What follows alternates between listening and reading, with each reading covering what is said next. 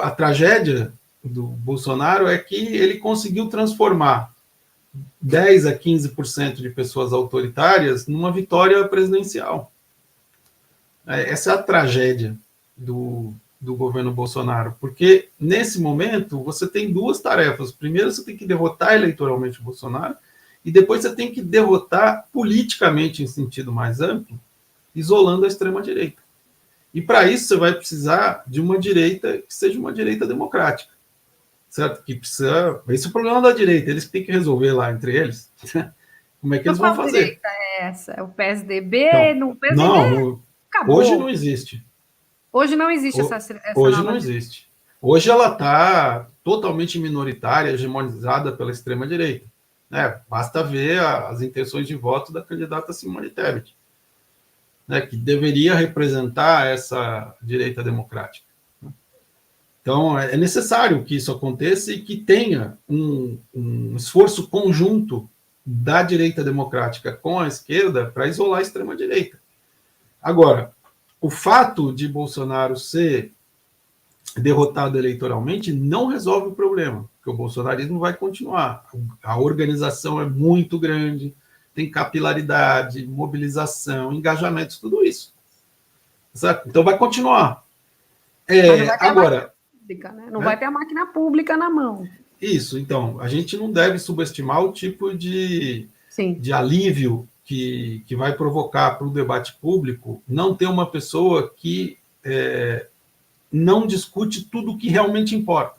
A gente não ouviu o Bolsonaro falar de fome, não ouviu falar de desigualdade, não ouviu falar de racismo, não ouviu falar nada. Nada do que realmente importa ele fala. Tá certo? Então, assim, a presidência tem um poder de agenda muito grande. E, sobretudo, um poder de alívio no momento em que, eu não sei qual é a experiência de vocês, mas a minha é que as pessoas estão com medo, as pessoas estão com medo de falar, as pessoas estão com medo de mostrar símbolos da sua convicção política e coisas do gênero, tá certo? Nós estamos num momento que é o momento que as pessoas estão começando a internalizar o medo, que é justamente o primeiro passo por uma ditadura, tá certo? É quando você começa a internalizar o medo. Então, nós não devemos subestimar isso, mas vamos pensar o outro lado também. O bolsonarismo está disputando muitos governos estaduais com chance.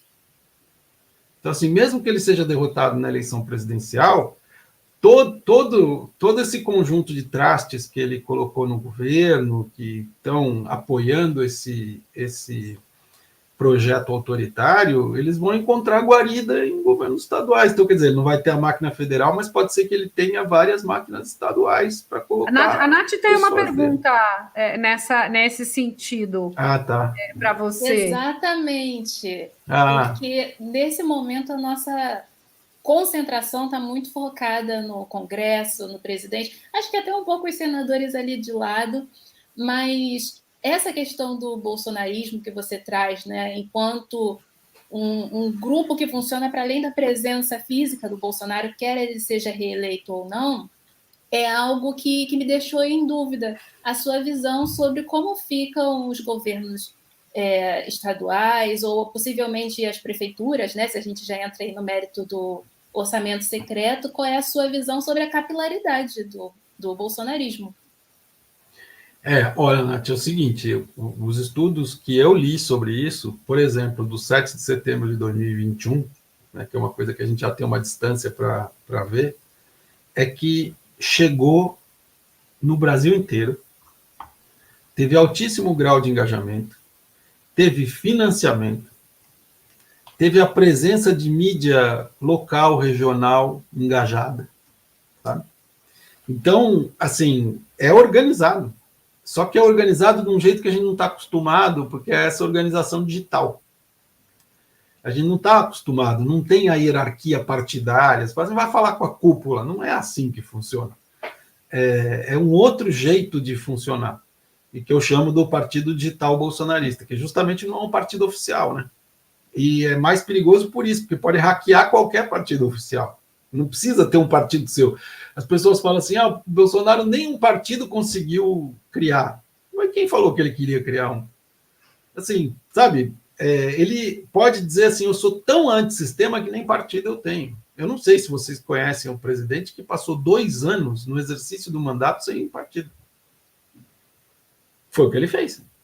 Então, assim, nós estamos olhando... É possível. É possível. Então, o que acontece? Se a gente está olhando para a eleição presidencial, a gente tem que olhar, porque, assim, o que vai mudar na nossa vida é muita coisa. A gente vai poder voltar a discutir o que importa e a gente vai poder parar de sentir medo, né? De agressão física, de estupidez, de brutalidade, né? No sentido político do termo. Claro que continua sendo uma sociedade muito violenta, não estamos nem colocando isso em questão, mas essa violência política deliberada é alguma coisa que vai ser afastada porque não vai ser mais apoiada pelo governo federal.